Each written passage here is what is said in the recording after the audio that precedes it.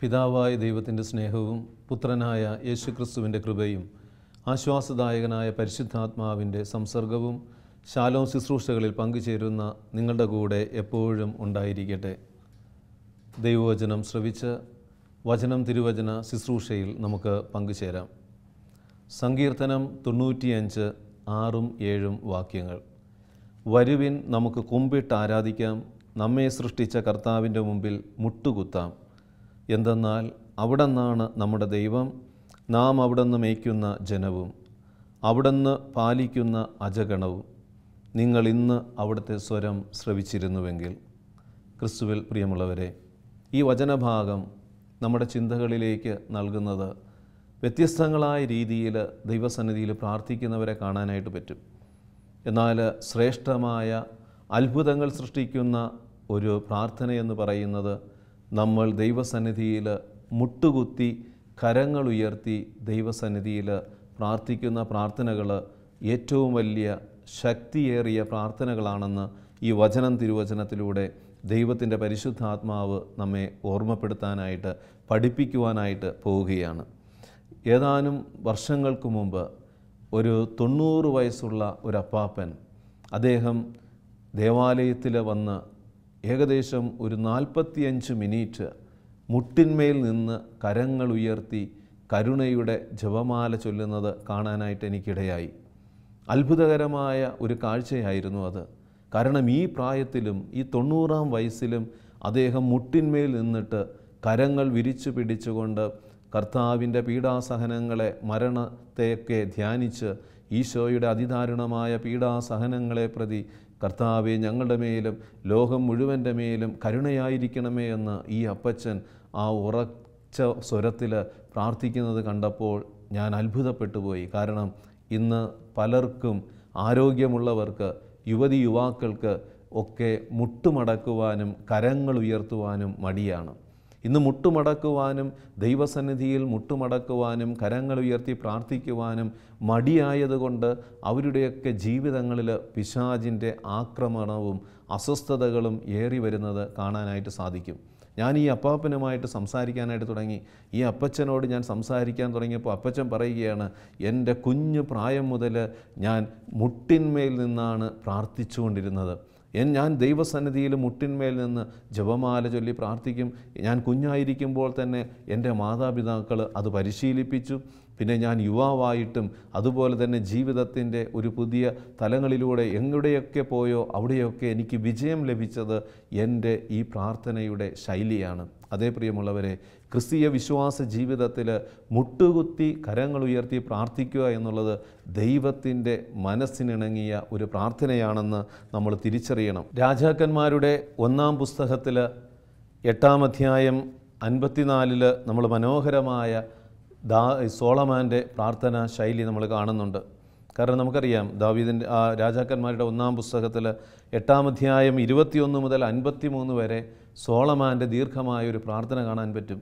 കാരണം ദൈവം സോളമാനിലൂടെ തനിക്കായി ഒരു ദേവാലയം രൂപപ്പെടുത്തുവാനായിട്ട് അനാദിയിലെ പറഞ്ഞ കാര്യം സോളമൻ അത് പൂർത്തീകരിച്ച് കഴിയുമ്പോൾ ആ ദേവാലയത്തിൻ്റെ പണിയെല്ലാം പൂർത്തീകരിച്ച് അതിൻ്റെ ആ ആദ്യ ദിനത്തിൽ സോളമാൻ്റെ പ്രാർത്ഥനയുടെ ശൈലി, സോളമാൻ മുട്ടിന്മേൽ നിന്ന് ദൈവസന്നിധിയിൽ കരങ്ങൾ ഉയർത്തി പ്രാർത്ഥിച്ചുവെന്ന് കാണാനായിട്ട് സാധിക്കും.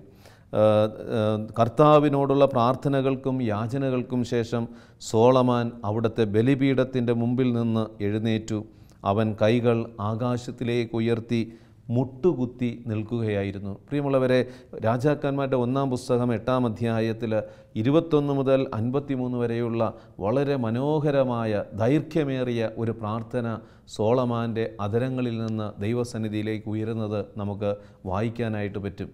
അതിന്ന് നിങ്ങൾ ഈ വചനം തിരുവചന ശുശ്രൂഷ കണ്ടുകൊണ്ടിരിക്കുന്നവർ നിങ്ങളുടെ വീട്ടിലുള്ള ഭവനത്തിലെ ആ വചനമെടുത്ത് ഈ വചനഭാഗം ഒന്ന് വായിക്കുമ്പോൾ നമുക്കറിയാം ഈ പ്രാർത്ഥനയുടെ ശക്തി, ഈ പ്രാർത്ഥനയുടെ ശൈലി എപ്രകാരമായിരുന്നുവെന്ന്.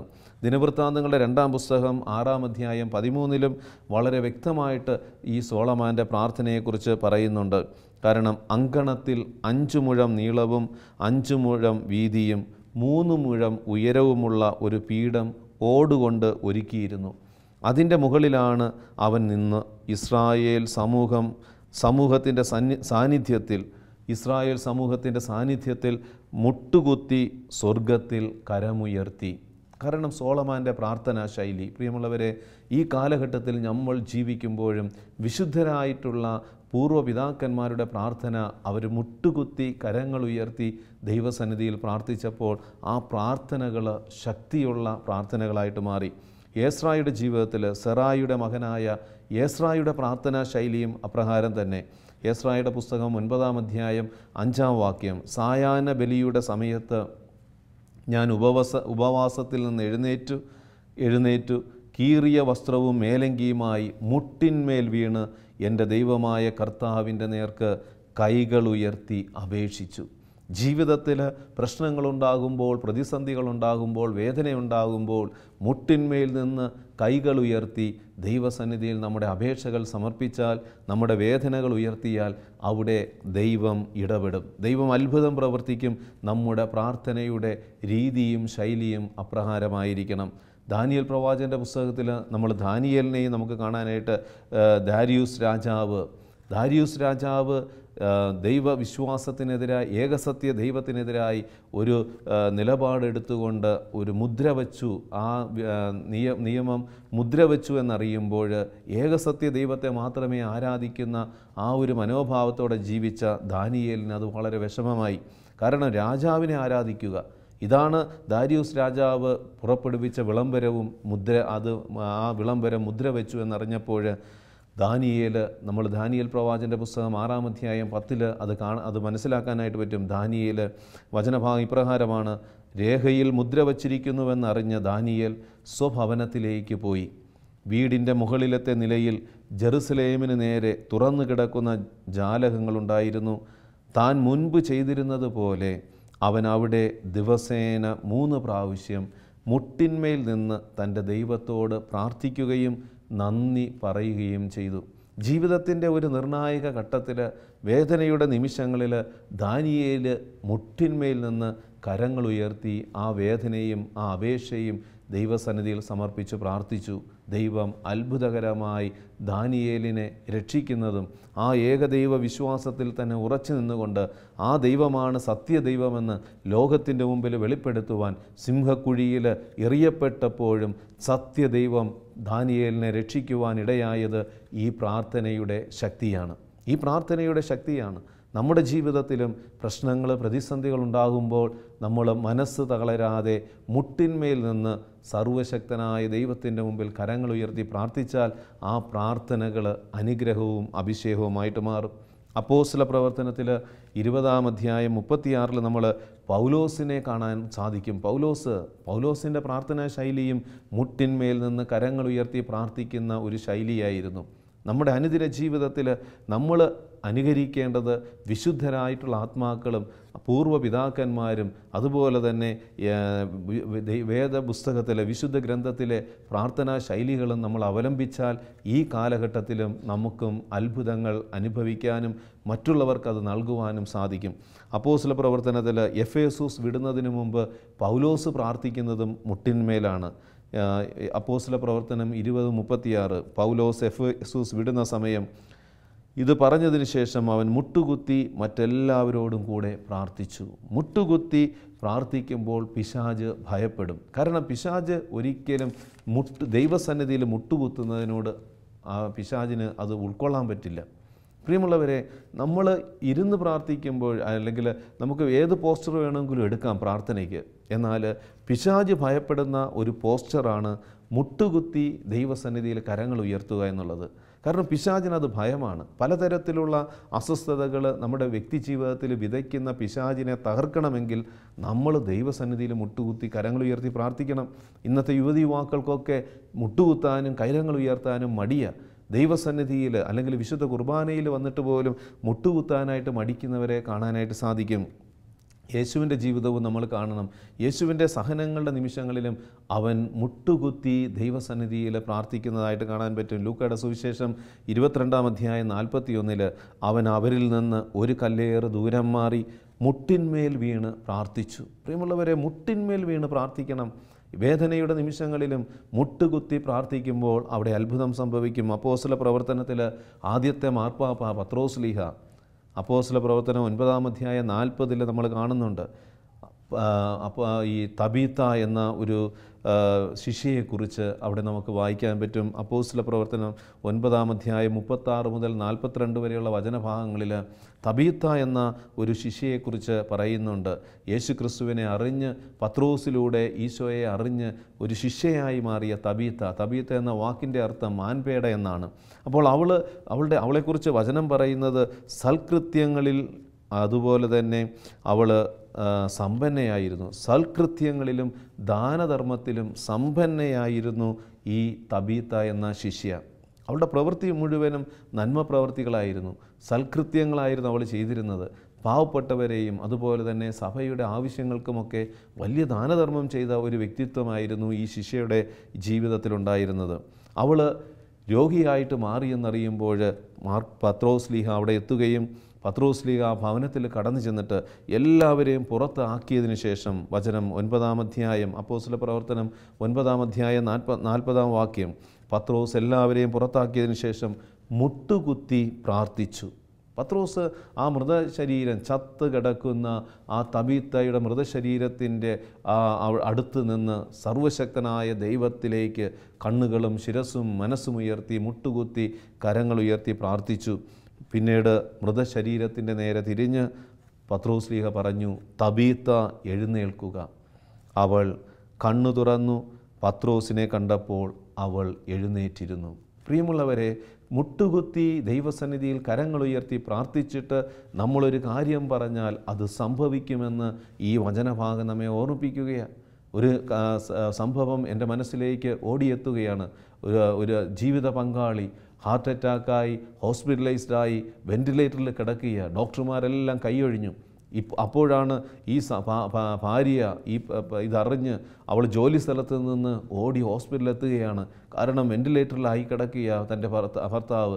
അവൾ ജോലി സ്ഥലത്തായിരുന്നപ്പോൾ വീട്ടിലായിരുന്ന ഭർത്താവിന് ഹാർട്ട് അറ്റാക്ക് ഉണ്ടായി. കുടുംബത്തിലുള്ളവർ പെട്ടെന്ന് ഹോസ്പിറ്റലിൽ കൊണ്ടുപോയി. ഹോസ്പിറ്റലിൽ എത്തുമ്പോൾ തന്നെ അദ്ദേഹത്തിൻ്റെ നില ഗുരുതരമായി. വെൻറ്റിലേറ്ററിലും ആകപ്പെട്ടു. ഡോക്ടർമാരെല്ലാം കൈയൊഴിഞ്ഞ ഒരവസ്ഥ. വീട്ടുകാരെല്ലാം സ്തബ്ധരായിട്ട് നിൽക്കുകയാണ്. ഇനി എന്ത് ചെയ്യും? ഈ ജീവിത പങ്കാളിയോട്, ഈ ഭാര്യയോട് എങ്ങനെ കാര്യങ്ങൾ പറയും? അവർ വിളിച്ചു പറഞ്ഞു, വളരെ സീരിയസ് ആണ്, പെട്ടെന്ന് നീ ഹോസ്പിറ്റലിൽ വാ. ഇവൾ പ്രാർത്ഥിക്കുന്ന പെൺകുട്ടിയായിരുന്നു, ഉറച്ച ദൈവവിശ്വാസമുള്ള പെൺകുട്ടിയായിരുന്നു. അവൾ ഹോസ്പിറ്റലിലെത്തി. ICUവിൽ എല്ലാവരും സ്പദ്ധരായിട്ട് അസ്വസ്ഥരായിട്ട് ഇനി എന്ത് ചെയ്യുമെന്ന് ആകുലപ്പെട്ട് നിൽക്കുമ്പോൾ ഈ ജീവിത പങ്കാളി ICUയുടെ മുന്നിൽ മുട്ടുകുത്തി കരങ്ങൾ ഉയർത്തി ദൈവസന്നിധിയിൽ പ്രാർത്ഥിച്ചുകൊണ്ടിരുന്നു, സ്തുതിച്ച് പ്രാർത്ഥിച്ചുകൊണ്ടിരുന്നു. പ്രിയമുള്ളവരെ, കടന്നു പോകുന്നവർക്കൊക്കെ വല്ലാത്തൊരു വിസ്മയമായ ഒരു കാഴ്ചയായിരുന്നു. കാരണം ഡോക്ടർമാർ കൈയൊഴിഞ്ഞ ഒരു ജീവിത പങ്കാളിക്ക് വേണ്ടി അവൾ മുട്ടുകുത്തി കരങ്ങൾ ഉയർത്തി ദൈവസന്നിധിയിൽ പ്രാർത്ഥിച്ചപ്പോൾ ദൈവം ആ പ്രാർത്ഥനയ്ക്ക് ഉത്തരം കൊടുത്തു. അത്ഭുതകരമായ രീതിയിൽ ഈ മനുഷ്യൻ ജീവൻ്റെ സമൃദ്ധിയിലേക്ക് ദൈവം തിരികെ കൊണ്ടുവന്നു. പ്രിയമുള്ളവരെ, മുട്ടുകുത്തി പ്രാർത്ഥിക്കുമ്പോൾ, കരങ്ങൾ ഉയർത്തി പ്രാർത്ഥിക്കുമ്പോൾ ഇതുപോലുള്ള അത്ഭുതങ്ങൾ നിൻ്റെ ജീവിതത്തിൽ സംഭവിക്കും എന്ന് തിരിച്ചറിയണം. എഫേസൂസുകാർക്ക് എഴുതിയ ലേഖനത്തിൽ 3-ാം അധ്യായം 14-15 വചനങ്ങൾ, ഇക്കാരണത്താൽ സ്വർഗത്തിലും ഭൂമിയിലുമുള്ള എല്ലാ പിതൃത്വങ്ങൾക്കും നാമകാരണമായ പിതാവിൻ്റെ മുമ്പിൽ ഞാൻ മുട്ടുകൾ മടക്കുന്നു. പ്രിയമുള്ളവരെ, നമ്മൾ മുട്ടുമടക്കേണ്ടത് ദൈവസന്നിധിയിലാണ്. നമ്മൾ കരങ്ങൾ ഉയർത്തേണ്ടത് ദൈവസന്നിധിയിലാണ്. മാർക്കോസിൻ്റെ സുവിശേഷത്തിൽ 1-ാം അധ്യായം 40 നമ്മൾ കാണുന്നില്ല, ഒരു കുഷ്ഠരോഗി ഈശോയുടെ അരികിലേക്ക് അവൻ കടന്നു വരികയാണ്. കുഷ്ഠരോഗിയെ നമുക്കറിയാം, ശരീരം മുഴുവനും വ്രണമായിരിക്കും. ശരീരം മുഴുവനും വ്രണമായിട്ടുണ്ട്. അവൻ്റെ മുട്ടുകളിൽ പോലും വ്രണമുണ്ടായിട്ടുണ്ട്. ശരീരം മുഴുവനും വ്രണമായി ഒരു കുഷ്ഠരോഗി ഈശോയുടെ അരികിലേക്ക് വന്നിട്ട് അവന് വേണമെങ്കിൽ നിന്നുകൊണ്ട് പറയാം, എന്നെ സുഖപ്പെടുത്തണമെന്ന്. പക്ഷേ ഈ കുഷ്ഠരോഗി ചെയ്തത് എന്താണ്? കുഷ്ഠരോഗി മുട്ടുകുത്തി. പ്രിയമുള്ളവരെ, വചനഭാഗം മാർക്കോസ് 1:40, ഒരു കുഷ്ഠരോഗി അവൻ്റെ അടുത്തെത്തി മുട്ടുകുത്തി അപേക്ഷിച്ചു, അങ്ങേക്ക് മനസ്സുണ്ടെങ്കിൽ എന്നെ ശുദ്ധനാക്കാനായിട്ട് കഴിയും. പ്രിയമുള്ളവരെ, മുട്ടുകുത്താൻ കഴിയാത്ത അവസ്ഥയായിരുന്നിട്ടും, മുട്ട് പൊട്ടി ഒലിക്കുന്ന അവസ്ഥയായിരുന്നിട്ടും ഈ കുഷ്ഠരോഗി യേശു ക്രിസ്തുവിൻ്റെ മുമ്പിൽ മുട്ടുകുത്തിയപ്പോൾ കർത്താവിൻ്റെ അത്ഭുതം അവിടെ ഒഴുകിയിറങ്ങി. മുട്ടുകുത്തി അപേക്ഷിച്ചപ്പോൾ അത്ഭുതമോടെ ഒഴുകിയിറങ്ങി. നമ്മുടെയൊക്കെ ജീവിതത്തിൽ ചെറിയ നൊമ്പരം വരുമ്പോൾ, അല്പമൊന്ന് മുട്ടിനൊരു അസ്വസ്ഥത വരുമ്പോൾ നമ്മൾ സുഖിയന്മാരായി കസേരകളിലിരിക്കാനാണ് താല്പര്യം. വിശുദ്ധ കുർബാനയിൽ വന്നിട്ട് മുട്ടുകുത്തേണ്ട സമയത്ത്, വിശുദ്ധ കുർബാനയിൽ ഈശോയെ വൈദികൻ ഉയർത്തുന്ന സമയത്ത് മുട്ടുകുത്തി ആ വേദനയിൽ നിന്നുകൊണ്ട് ദൈവസന്നിധിയിൽ കരങ്ങൾ ഉയർത്തി പ്രാർത്ഥിച്ചാൽ അവിടെ ദൈവം അത്ഭുതം ചെയ്യും. ഇന്ന് നമുക്കൊക്കെ അത്ഭുതം കിട്ടാതെ പോകുന്നതിൻ്റെ കാരണം എന്താണ്? നമ്മൾ ചെറിയൊരു വേദന വരുമ്പോൾ, ചെറിയൊരു പ്രയാസം വരുമ്പോൾ നമ്മൾ ഈ ഒരു പ്രാർത്ഥനാ ശൈലിയെ നമ്മൾ ഒഴിവാക്കുകയാണ്. ഈ പ്രാർത്ഥനാ ശൈലിയെ നമ്മൾ ഒഴിവാക്കുകയാണ്. സങ്കീർത്തകൻ പറയുന്നു, മുട്ടുകുത്തി കരങ്ങൾ ഉയർത്തി ദൈവസന്നിധിയിൽ പ്രാർത്ഥിക്കുക.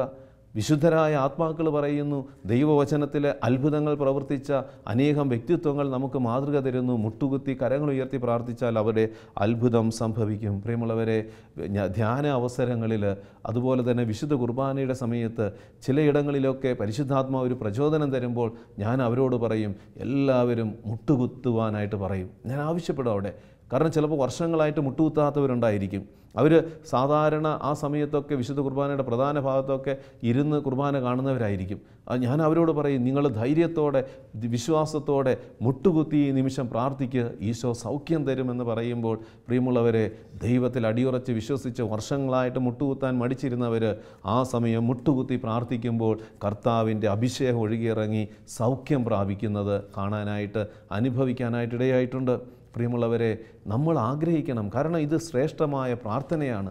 മുട്ടുകുത്തി കരങ്ങൾ ഉയർത്തി പ്രാർത്ഥിക്കാൻ കഴിയാത്ത ഒരവസ്ഥയിലാണ് നീയെങ്കിൽ നീ ദൈവത്തോട് ആവശ്യപ്പെടണം, ഈശോയെ, ദൈവമേ, എനിക്ക് നിൻ്റെ മുമ്പിൽ മുട്ടുകുത്തി കരങ്ങൾ ഉയർത്തി പ്രാർത്ഥിക്കണം, അതിനുള്ളൊരു അഭിഷേകം തരണം, ഒരു സൗഖ്യം തരണമെന്ന് പ്രാർത്ഥിച്ചാൽ നിൻ്റെ ശരീരത്തിലെ രോഗപീഠകൾ വിട്ടുപോകും. നിനക്ക് പറ്റാത്ത അവസ്ഥയാണെങ്കിൽ ഈശോ ആ മുട്ടിനെ ബലപ്പെടുത്തും. കരങ്ങൾ ഉയർത്താൻ പറ്റാത്ത അവസ്ഥയാണെങ്കിൽ ഈശോ കരങ്ങൾ ഉയർത്തും. പ്രിയമുള്ളവരെ, എനിക്കറിയാവുന്ന ഒരു സഹോദരൻ്റെ സാക്ഷ്യം ഇപ്രകാരമാണ്. ഇദ്ദേഹത്തിന് 2 മുട്ടിലും എന്തോ രോഗം ബാധിച്ചു. മുട്ടുകുത്താനായിട്ട് പറ്റാത്ത ഒരു രോഗാവസ്ഥയിൽ ഈ മനുഷ്യൻ എത്തിച്ചേരുകയാണ്. എല്ലാ ദിവസവും മുട്ടുകുത്തി പ്രാർത്ഥിക്കണമെന്നൊക്കെ ആഗ്രഹിക്കുന്ന മനുഷ്യൻ, അദ്ദേഹത്തിന് മുട്ടുകുത്തി കഴിഞ്ഞാൽ വളരെ വേദന. അപ്പോൾ അദ്ദേഹം മുട്ടുകുത്താത്ത അവസ്ഥയായി. കുറേ കഴിഞ്ഞിട്ട് പരിശോധിക്കാനായിട്ട് ഡോക്ടറിൻ്റെ അടുത്തെത്തി. ഡോക്ടർമാർ പറഞ്ഞു, മുട്ട് വളരെ പ്രശ്നമാണ്, ഓപ്പറേഷൻ ചെയ്യണം. ഓപ്പറേഷൻ ചെയ്താലും പഴയതുപോലെ ഇനി മുട്ടുകുത്താനൊന്നും പറ്റില്ല. സ്കാനിങ് റിപ്പോർട്ടൊക്കെ എടുത്തു വച്ചിട്ട് ഈ മനുഷ്യൻ ദൈവസന്നിധിയിൽ ഒരു പ്രാർത്ഥന നടത്താനായിട്ടെത്തി. പ്രിയമുള്ളവർ, ആ മനുഷ്യനെ എനിക്ക് നേരിട്ട് കാണാനും അദ്ദേഹം തൻ്റെ സാക്ഷ്യം എൻ്റെ മുമ്പിൽ ഒന്ന് പറയാൻ ഇടയായതുകൊണ്ടാണ് ഞാൻ ഈ അനുഭവം പറയുന്നത്. ഈ മനുഷ്യൻ ആ സ്കാനിങ് റിപ്പോർട്ടും എല്ലാം വെച്ച് മനസ്സ് ഇടിഞ്ഞപ്പോൾ ഇനി ഒരിക്കലും മുട്ടുകുത്താനായിട്ട് വൈദ്യശാസ്ത്രം പറഞ്ഞിരിക്കുക, ഇനി ഒരിക്കലും മുട്ടുകുത്താൻ പറ്റില്ല. ഓപ്പറേഷൻ കഴിഞ്ഞാൽ പോലും ഇനി മുട്ടുകുത്താൻ പറ്റില്ല. നേരെ നടക്കാനും പോലും പറ്റാത്തൊരു സിറ്റുവേഷനിലാണ് ഈ മനുഷ്യൻ. വിശ്വാസത്തോടെ അദ്ദേഹം അവിടെ ആശ്രമത്തിൻ്റെ അടുത്തുള്ള ആ ദേവദാസൻ്റെ സാന്നിധ്യമുള്ള ആ സ്ഥലത്ത് വന്നിട്ട് ദിവ്യകാരുണ്യ സന്നിധിയിൽ വന്ന് നിന്നിട്ട് അദ്ദേഹം മനസ്സുകൊണ്ട് ആദ്യം ഒരു പ്രാർത്ഥന പ്രാർത്ഥിച്ചു. ദൈവമേ, വൈദ്യശാസ്ത്രം പറഞ്ഞിരിക്കുകയാണ് ഇനി എനിക്ക് മുട്ടുകുത്താൻ പറ്റില്ല, നേരെ നടക്കാൻ പോലും പറ്റാത്ത അവസ്ഥയാണ്. പക്ഷേ എനിക്ക് ഈ ഭൂമിയിൽ ജീവിച്ചിരിക്കുന്നിടത്തോളം കാലം മുട്ടുകുത്തി നിന്നെ ആരാധിക്കണം, ദൈവസന്നിധിയിൽ കരങ്ങൾ ഉയർത്തി നിന്നെ ആരാധിക്കണം. ദൈവമേ, അതിനുള്ളൊരു അഭിഷേകം എനിക്ക് തരണമേ. ഞാനിപ്പോഴിതാ ദൈവസന്നിധിയിൽ വിശ്വസിച്ചുകൊണ്ട് ഞാനിപ്പോൾ ഇവിടെ മുട്ടുകുത്തി പ്രാർത്ഥിക്കാൻ പോവുകയാണ്. നീ എനിക്ക് സൗഖ്യം തരണമേ. നീ എൻ്റെ ജീവിതത്തിൽ ഈ വേദന, ഈ സഹനം ഞാനിതാ ഒരു പ്രാർത്ഥനയാക്കി ഉയർത്തുന്നു എന്ന് പറഞ്ഞിട്ട് അദ്ദേഹം ധൈര്യപൂർവ്വം എന്തോ സംഭവിക്കട്ടെ, ഈ സമയം ഞാൻ മുട്ടുകുത്തുമെന്ന് വിശ്വസിച്ചുകൊണ്ട് അദ്ദേഹം മുട്ടുകുത്തി പ്രാർത്ഥിച്ചു. പ്രിയമുള്ളവരെ, ഈ മനുഷ്യൻ പറയുകയാണ്, പിന്നെ അദ്ദേഹം എഴുന്നേൽക്കുമ്പോൾ മുട്ടിന് വേദന പൂർണ്ണമായും വിട്ടുപോയി. അത് കഴിഞ്ഞ് അദ്ദേഹം നേരെ ഈ ഹോസ്പിറ്റലിൽ തന്നെ ചെന്നു. വീണ്ടും സ്കാനിങ് എടുത്തു കഴിഞ്ഞപ്പോൾ ഡോക്ടർമാർ പോലും അത്ഭുതപ്പെട്ടു പോയി. അവിടെ ഒരു അത്ഭുതം സംഭവിച്ചു. അതേ പ്രിയമുള്ളവരെ, വൈദ്യശാസ്ത്രത്തെ പോലും വിസ്മയിപ്പിക്കുന്ന അത്ഭുതങ്ങൾ നമ്മൾ ദൈവസന്നിധിയിൽ മുട്ടുകുത്തി കരങ്ങൾ ഉയർത്തി പ്രാർത്ഥിച്ചാൽ ഈശോ നമുക്ക് തരും. നമ്മൾ പ്രാർത്ഥിക്കണം. നമ്മൾ ഭയപ്പെടേണ്ട ആവശ്യമില്ല. പിശാച് ഭയപ്പെടുന്ന പ്രാർത്ഥനയാണ് മുട്ടുകുത്തി കരങ്ങൾ ഉയർത്തി പ്രാർത്ഥിക്കുക. അവിടെ ദൈവം നമുക്ക് അത്ഭുതം വർഷിക്കും. യെശയ്യാ പ്രവാചകന്റെ പുസ്തകം 45-ാം അധ്യായം 22-23. ഭൂമിയിലെ അതിർത്തികൾ എന്നിലേക്ക് തിരിഞ്ഞ് രക്ഷപ്പെടുക. ഞാനാണ് ദൈവം, ഞാനല്ലാതെ മറ്റൊരു ദൈവമില്ല. ഞാൻ ശപഥം ചെയ്തിരിക്കുന്നു, ഒരിക്കലും തിരിച്ചെടുക്കാത്ത നീതിയുടെ വാക്ക് എന്നിൽ നിന്ന് പുറപ്പെട്ടിരിക്കുന്നു. എല്ലാവരും എൻ്റെ മുൻപിൽ മുട്ടുമടക്കും, എല്ലാ നാവും ശപഥം ചെയ്യും. എല്ലാ നാവും മുട്ടുമടക്കും, എല്ലാ നാമവും ദൈവത്തെ ആരാധിക്കാം. അപ്പോസ്തല പ്രവർത്തനം നമ്മൾ കാണുന്നുണ്ട്. കാരണം യേശു കർത്താവാണ്. ഈ ആകാശത്തിന് കീഴിൽ ഭൂമിക്ക് മുകളിൽ രക്ഷയ്ക്കായി നൽകപ്പെട്ട ആ കർത്താവിൻ്റെ മുമ്പിൽ നമ്മൾ വിശ്വസിച്ച് മുട്ടുകുത്തി കരങ്ങളുയർത്തി പ്രാർത്ഥിച്ചാൽ അവിടെ ദൈവീകമായ ഇടപെടലുകളും അത്ഭുതങ്ങളും സംഭവിക്കും. നമ്മൾ അപ്പോസ്തല പ്രവർത്തനത്തിൽ സ്റ്റെഫാനോസിനെ കാണുന്നുണ്ട്. സ്റ്റെഫാനോസിൻ്റെ ജീവിതത്തിൽ തകർച്ചയുടെ അസ്വസ്ഥതയുടെ നിമിഷങ്ങളിലും സ്റ്റെഫാനോസ് മുട്ടുകുത്തി പ്രാർത്ഥിക്കുക. കാരണം സ്റ്റെഫാനോസ് ജീവിതകാലത്തുടനീളം ദൈവസന്നിധിയിൽ മുട്ടുകുത്തി പ്രാർത്ഥിച്ചു. തന്നെ പീഡിപ്പിക്കപ്പെടുന്ന നിമിഷങ്ങളിലും തന്നെ പീഡിപ്പിച്ചുകൊണ്ടിരിക്കുന്നവരുടെ മുമ്പിലും സ്റ്റെഫാനോസ് മുട്ടുകുത്തി പ്രാർത്ഥിച്ചു. അപ്പോസ്തല പ്രവർത്തനം 7:60 അവൻ മുട്ടുകുത്തി വലിയ സ്വരത്തിൽ അപേക്ഷിച്ചു, കർത്താവേ, ഈ പാപം അവരുടെ മേൽ ആരോപിക്കരുതേ എന്ന് പറഞ്ഞ് അവൻ മരണനിദ്ര പ്രാപിച്ചു. അവൻ മരിച്ചു എന്നല്ല, മരണനിദ്ര. കാരണം മരണനിദ്ര പ്രാപിച്ചു എന്നാണ്. കാരണം യേശുവിൽ വിശ്വസിക്കുന്നവൻ അവൻ്റെ മരണമെന്ന് പറയുന്ന ഒരു നിദ്രയാണ്. ദൈവസന്നിധിയിൽ കരങ്ങൾ ഉയർത്തി മുട്ടിന്മേൽ നിന്ന് പ്രാർത്ഥിക്കുന്നവരുടെയൊക്കെ മരണവും ഒരു നിദ്ര പോലെ അവർ ദൈവസന്നിധിയിൽ ഉയർത്തെഴുന്നേൽക്കുമെന്ന് തിരിച്ചറിയണം. അപ്പോസ്തല പ്രവർത്തനത്തിൽ 21-ാം അധ്യായം 5 പൗലോസ്ലീഹായും കടൽ തീരത്ത് മുട്ടുകുത്തി എന്ന് പ്രാർത്ഥിച്ചതായിട്ട് കാണാൻ പറ്റും. സമുദ്രതീരത്ത് മുട്ടുകുത്തി ഞങ്ങൾ പ്രാർത്ഥിക്കുകയും വിടവാങ്ങുകയും ചെയ്തു. ഏത് സ്ഥലങ്ങളിലും എവിടെയും നമ്മൾ ലോകത്തിൻ്റെ ഏത് മേഖലകളിലൂടെ യാത്ര ചെയ്യുമ്പോഴും മറ്റുള്ളവരെന്ത് കരുതുമെന്ന് നോക്കാതെ ദൈവം എന്ത് കരുതുമെന്ന് വിചാരിച്ച് മുട്ടുകുത്തി കരങ്ങൾ ഉയർത്തി പ്രാർത്ഥിച്ചാൽ കർത്താവ് നമ്മളെ ശ്രേഷ്ഠരായി കരുതി മറ്റുള്ളവരുടെ മുമ്പിൽ, വിജാതീയരുടെ മുമ്പിൽ ദൈവം നമ്മളെ ഉയർത്തി അത്ഭുതങ്ങൾ നൽകി നമ്മളെ അനുഗ്രഹിക്കും. ഫിലിപ്പിയരുടെ ലേഖനം 2-ാം അധ്യായം 9 മുതൽ 11 വരെയുള്ള വചനം, ആകയാൽ ദൈവം അവനെ അത്യധികം ഉയർത്തി എല്ലാ നാമങ്ങൾക്കും ഉപരിയായ നാമം നൽകുകയും ചെയ്തു. ഇത് യേശുക്രിസ്തുവിൻ്റെ നാമത്തിനു മുമ്പിൽ സ്വർഗത്തിലും ഭൂമിയിലും പാതാളത്തിലുമുള്ള സകലരും മുട്ടുകൾ മടക്കുന്നതിനും യേശുക്രിസ്തു കർത്താവാണ് എന്ന് പിതാവായ ദൈവത്തിൻ്റെ മഹത്വത്തിനായി എല്ലാ നാവുകളും ഏറ്റുപറയുന്നതിന് വേണ്ടിയാണ്. മുട്ടുകുത്തുമ്പോൾ, യഥാർത്ഥത്തിൽ നമ്മൾ മുട്ടുകുത്തുമ്പോൾ ഈ വചനം നമ്മൾ പൂർത്തീകരിക്കുക. നമ്മുടെ ജീവിതത്തിൽ വചനം പാലിക്കുമ്പോൾ അവിടെ അത്ഭുതം സംഭവിക്കും. കാരണം സകല മുട്ടുകളും കർത്താവിൻ്റെ മുമ്പിൽ മുട്ടുമടക്കുമെന്നും അതിലൂടെ ആ മുട്ടുമടക്കുന്ന ഓരോ വ്യക്തിയും അവൻ പ്രഘോഷിക്കുന്ന എന്താണ്?